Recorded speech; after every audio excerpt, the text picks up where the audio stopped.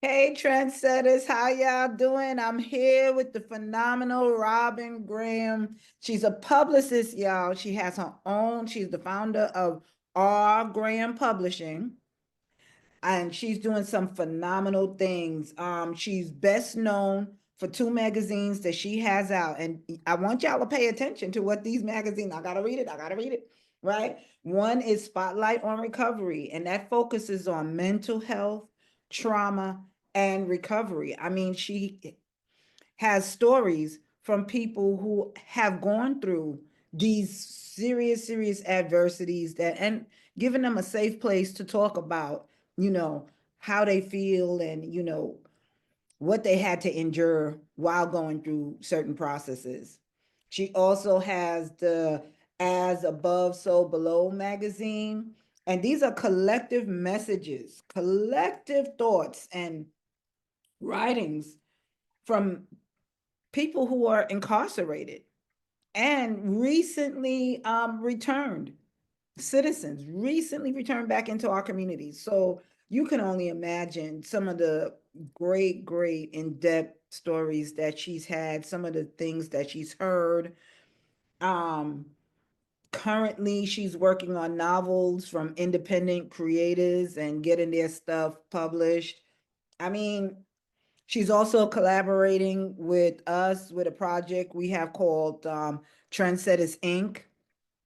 So before I say any more, I want to introduce you, Robin Graham, Miss Graham. Thank you, Trendsetter. Thank you for coming on our platform. Woo, woo, woo, woo, woo. Thank you, Heidi. Good afternoon, everybody. Heidi Washington and I have we met about a year ago, Yeah. and we've been talking back and forth, and finally we are able to talk again face to face on Trendsetters. I'm so happy. I'm so proud to be here. Thank you. Thank you for coming. Thank you for coming.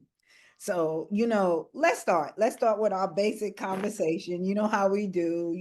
What started all of this? What started this publishing company? What made you decide this is the trajectory that you wanted to go? This was the path, in writing and things. What brought you to this? What are some of your story? Well, some of the stories began with I always liked writing. That was always a forte. But Mhm. I wrote short stories, I wrote short screenplays. I never got them published. It was just for my own fun activity. Okay. So as I was working different careers, I ended up working at a prison, alternative to prison program. Okay. And one day they, how they have the circle and everybody's talking about their trauma, what led them to drug abuse or alcohol abuse. And I sat in the circle and I wanted to share my trauma story, as a survivor of domestic violence. So as I heard each person's story, I'm like, wow, their trauma is like my trauma. We were in so much pain, and some of us didn't have anybody to turn to. I said, this is real. We're no different than anybody else. It's just that the way we dealt with it was different. Yeah. Okay, so as I was working there, I decided to start a newsletter, and interesting enough, the participants were happy to get involved, and they wrote jokes, they wrote poetry, they wrote personal little essays, and I published them. It wasn't a big newsletter; it was just maybe 12 pages, Okay. front and back, and I would add news clips into it that I thought my own feelings, and they loved it. They enjoyed the outlet. They enjoyed the activity. Gave them something else to think about while they were recovering.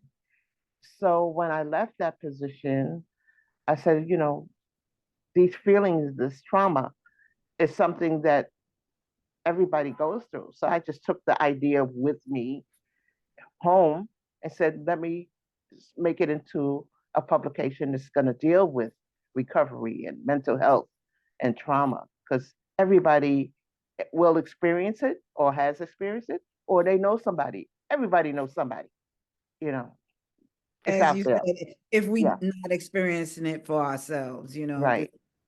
This is the reality of our community.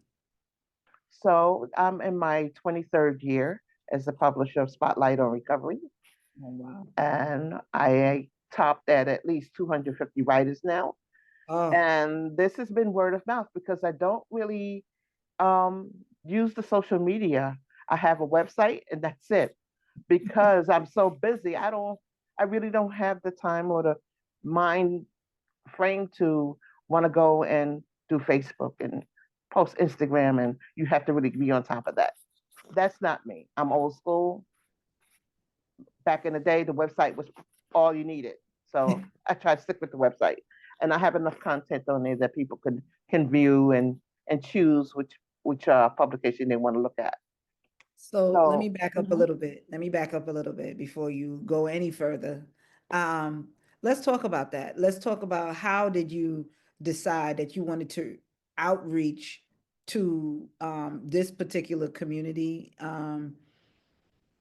in retrospect to I guess you just took it for I was jumping. I started Mhm. jumping. I started talking about the reentry, you know, Yes. about people that have been incarcerated. How did you? Well, I think it Yeah. came from the alternative to prison program. Okay. These were people who were using an alternative as a to doing time to come into a program where they can get counseling, they can get educational needs, they can work and still, maintain a But lifestyle, but you were stay there. publishing things from people that were incarcerated. I know, but not So until I said that's why I think I gravitated towards that group is because I was in a place where they weren't in prison anymore, but they were working to get their lives back on track. And I said, wow, these are the most probably underserved community, the prison community. And it was just something about saying nobody wakes up and says, I want to go to jail. Nobody wakes up and says, I want to kill somebody. Not really. And nobody wakes up and says, today I'm going to just go into drugs or alcohol, or I'm just going to hurt myself. Something happens. And to me, the prison population, I find through the articles I get and letters that I get, that there was trauma ahead of them ending up in prison. But when you do a crime, sometimes they're not interested in your backstory. They don't want to hear that you were homeless. They don't want to hear that you were abused because you already hurt somebody else. And as they say, hurt people hurt people. So I just felt that that community really needed to be heard. And, I was to be that vessel. Yeah, I was to be the one to give them a voice and let them talk about it. And I think it just came from that being in that circle and say, wow, you know, these wow. people went through something and they ended up doing something worse, not because they wanted to, because of the pain and the anger that was there that was never addressed. And even though the men and women are in jail and they're now addressing these things, it's good because it's helping them unload that baggage that they've been carrying around that led them to a prison sentence. It's never too late to unload. And then when you unload all that, I always say that, you put a lot of stuff in your trunk or your car until the car starts dragging. And same with us. We put a lot of stuff in our back of our mind, and then we start dragging around like, why are we so heavy? It's so heavy because you got a lot of junk in your trunk that you have to Okay. empty out. And the same thing with the prison population. They still got the junk in the trunk that they need to unload so they can find themselves who they were before all that took place. So I give them a place to unload it and, giving them different topics that it's not just straightforward and it gives them something to think about, Mhm. like unchecked trauma, which I say is the new face of mental illness. And, so when I put that topic out there, the amazing stories that came back. They said, yeah, I was a victim of unchecked trauma. Nobody saw that I was going through this. So I survived the best way I knew how. And aren't we always all trying to just survive the best way we know how? And the thing is, some of us have the tools to do that, and some of us don't for various reasons. Right. You know, so in my publication, they find the tools because they are listening to people who are in the same place they are.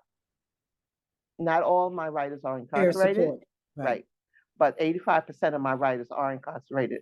So when it goes through the prison system to the writer, because they get a copy, they're reading something from somebody else that's also sitting in a cell.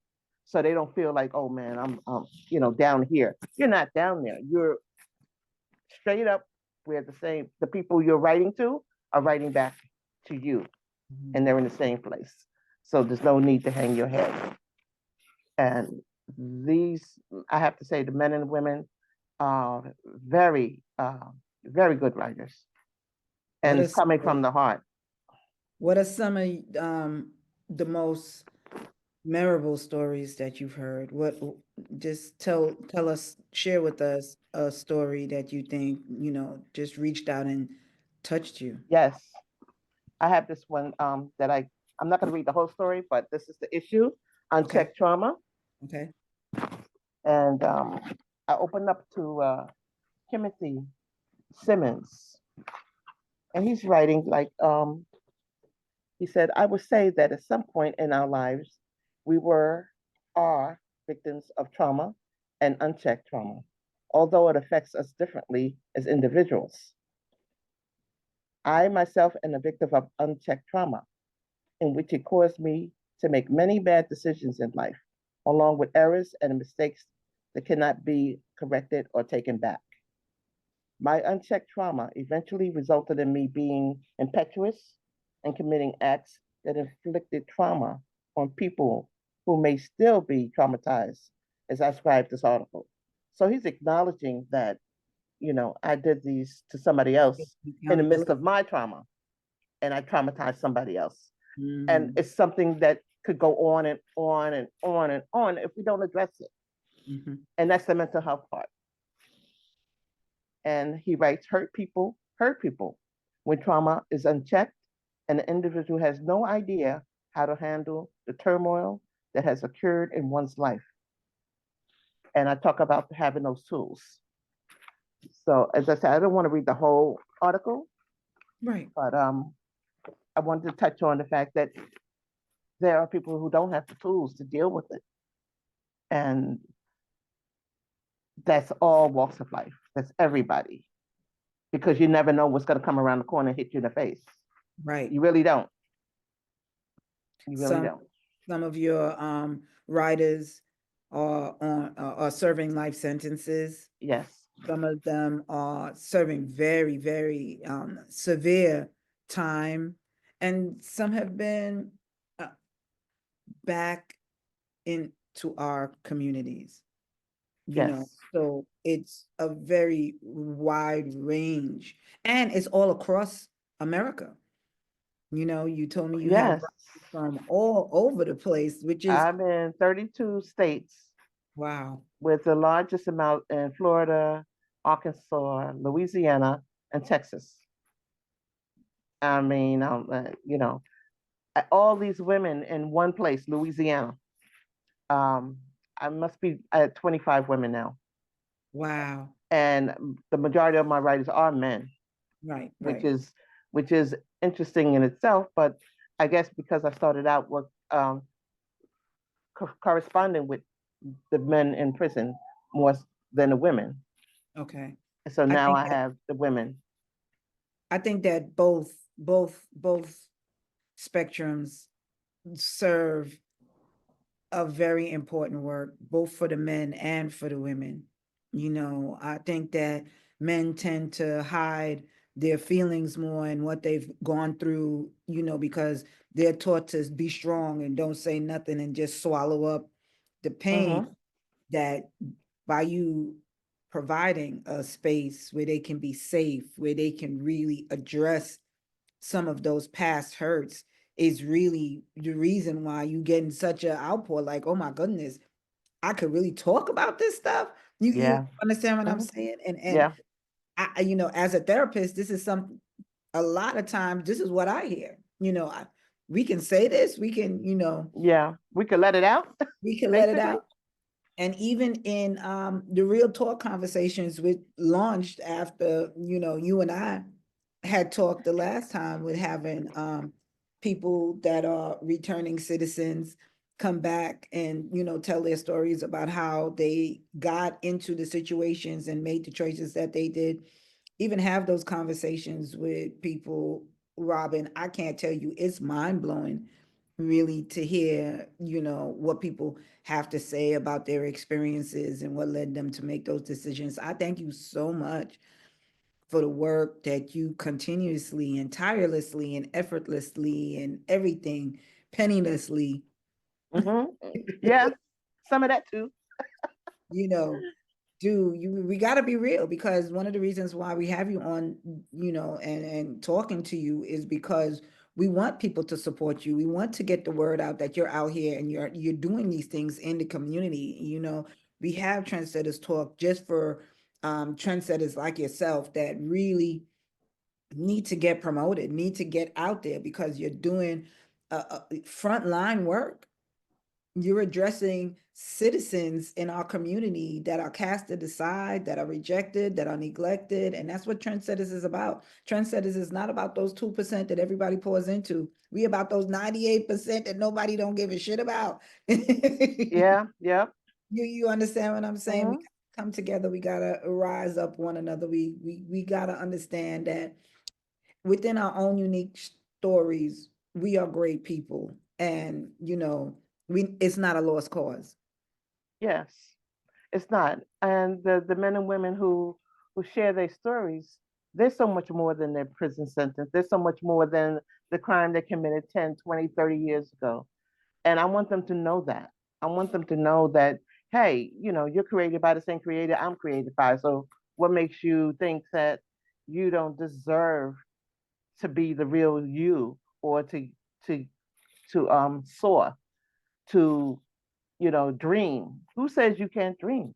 It's not over until he calls you home. So I want them to take that and manifest a life, even if it's behind bars, because it ain't over. And my dream is that a community can be formed in prison that keeps them focused together as a community, and not be so harmed by those that are with their knee on their neck. Those that are still trying to drive them down because they can. I'm hoping to have enough writers that they all come together and say, "Hey, you write for her? I write for her too, and hey, let's get in a group, and let that group expand and Yes, enlighten other people who are still in that dark corner, don't know what to do, yes, and yes. show them how to use the tools that they already have. Mhm. Everybody that writes for me already has the tools, and they're working their way to um, learning how to use them in the circumstance. But in a sense, we all still learning how to use our tools. Yes, yes, we You are. know, so I think that the important message is you're not alone in this process. We're all, it doesn't matter what form of life, what walk of life, where we at on this, you know, this ladder. We all trying to figure things out, you know, and that's a very, very important point. Sorry, that's a very, very important point, because the work that you do always makes the work that we do always makes us self-reflect, right? Right. And it's just like you said, you recognize so many parts of you in the people that you service. You know, Absolutely. you see it. Absolutely. You, I could always talk about whatever topic I'm putting out there. There's a little piece of me that's feeling that. Like, yeah, I had some unchecked trauma. Yes. yes, yes, You know, we all have. Another project that I gotta congratulate you on is you working with individuals and helping them to publish their novels with the publishing company. I love it. I love it. I love it. Which led us into Trendsetters Ink, and Yes. collaboration on that project as well. Talk to us about these two things. Talk to us about the novels and, how you're helping individuals to create. Okay, so most of my writers, a lot of them have been asking, well, you're a publishing company, do you do books? I'm like, no, I don't do books yet. I said I want to, but I haven't been able to find the time. I was doing the two magazines, so which is why I'm putting the second magazine on pause. The difference with doing You books is, know, I know you yeah, okay. The um, the difference with doing books is that I can't really edit to my liking because it's not going in my personal magazine. I had to edit to just to edit and then um, say to them, "Is this? Are you sure this is what you want?" So it's a different medium, and the idea of helping them get their books published on Amazon while they're still incarcerated, so that they can sell their books to make money to care for their families. Some of the people in prison are making no money for the job that they have there. Some are making 16 cents an hour. And even that money that they make, it's being sliced to pay for whatever money they owe for being in prison, any restitution. And so it's really being cut. So this way they can say, hey, you know, I have a book, it's on Amazon. My mom is going to market it for me, and the proceeds will come to your family. Oh, Eh, wow.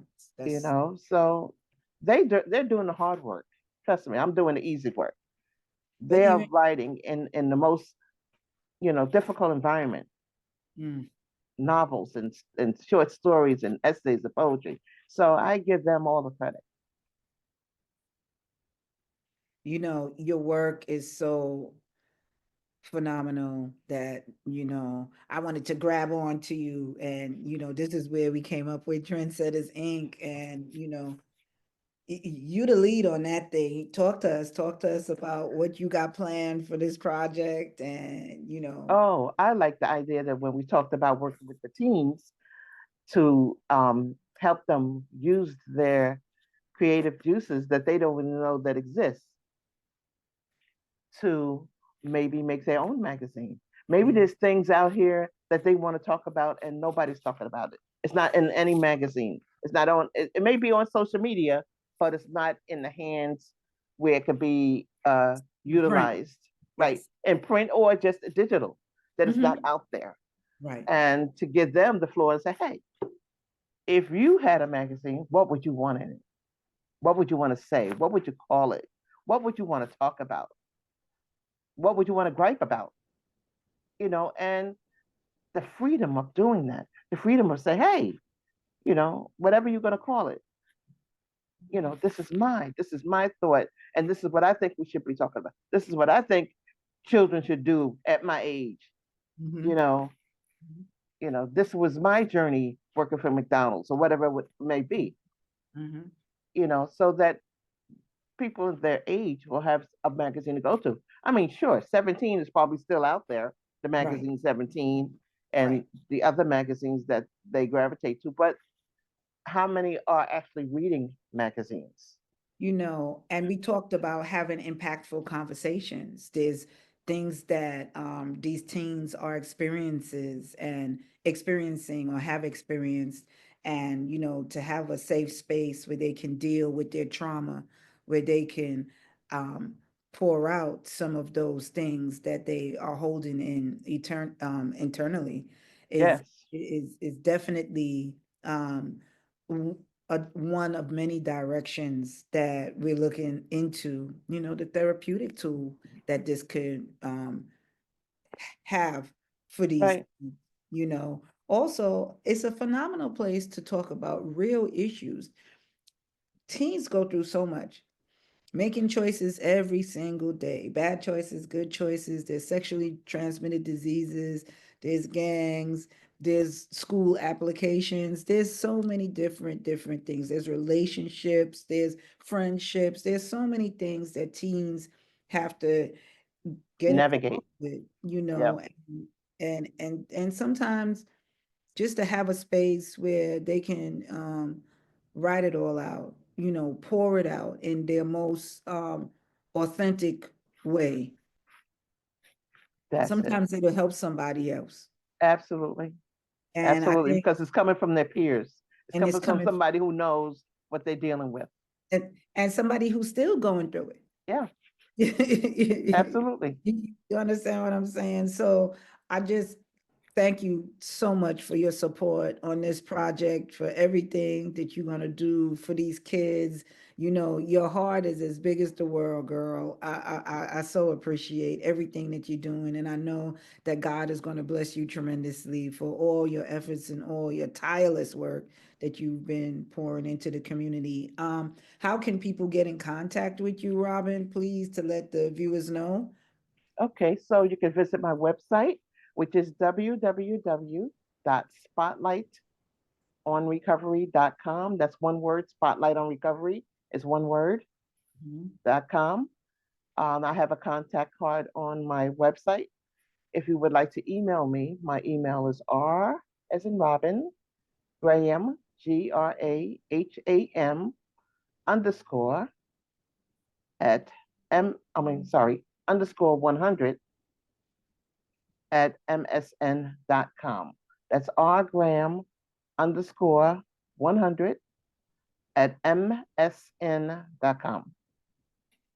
And we'll be sure to put up those details when we're posting this video. Is there anything else that you'd like for our audience to know? Anything else that, while you were talking, that you wanted to let the audience be aware of?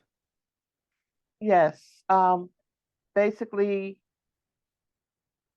be mindful of the people around you, the people in your life, um, that sometimes you should be willing to listen and understand where they're coming from, as opposed to shoving it aside, thinking it's not important, thinking it doesn't matter. It does matter. Times are so difficult now, and it doesn't seem it's going to get any easier. So please be mindful, show a little more empathy. We're all in this together. We don't have another planet to go to, and we all are here on this earth together. So we have to find a way to make it work. Make it work, to make it work. Well said, well said. Thank you again, Robin, for coming You're on welcome. Trendsetters. Thank Thank you. you. Time, you're a trendsetter and you have our full support anytime that you need to use the platform, anytime you want to throw out a call to action to the community about coming, jumping aboard, and even helping us with this Trendsetters Ink project. We can use all hands on deck, y'all. All All hands hands on on deck. deck. All hands on deck. You heard Miss Robin said that she needed some help with her social media pages. So that goes for me too. So anyone who's willing to lend a hand with, some dynamic work in our communities, please reach out to Robin, reach out to myself, and let us know, hey, I got a couple of minutes. I could throw up a flyer if you need, or, I can help you with that social media stuff. Please reach out to us. We Yes. greatly appreciate it. And again, Robin, thank you. Thank you for coming on Trendsetters Talk. It was a pleasure. It's always a pleasure talking to you because you dope, Thank you. girl. You dope, you dope. Thank you, Heidi. You Thank know, you, everybody, for listening. we'll stay in touch, Robin. Okay. And Yes. signing off, Trendsetters, you guys. I hope you have a wonderfully blessed day. And thank you. Thank you for all your support. Thank you for liking. Thank you for subscribing to the page. Thank you for sharing our videos. And share them, share them, share them, share them, share them. We got to get the message out. We got to come together. We got to do what we got to do so that we can do better. And these type of conversations are helping us to understand and be more aware that everything ain't that bad. We got some good people out here, y'all. All right, y'all stay blessed and you take care. Peace, trendsetters.